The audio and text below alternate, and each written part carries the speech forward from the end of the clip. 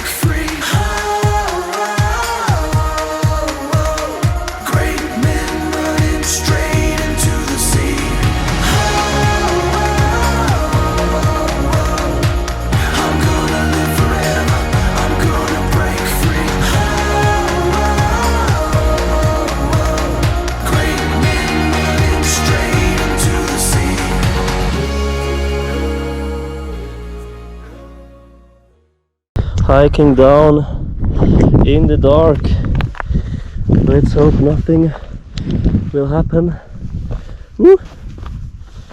It really was a pity that we had bad weather at Pico de la Zarza, because the view already looked really cool with the clouds, and without the clouds it would have been much better, I think.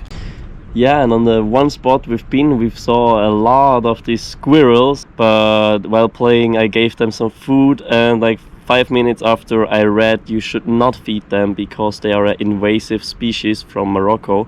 So if you're ever there, be amazed from the squirrels, but don't be as stupid as I am and don't feed them.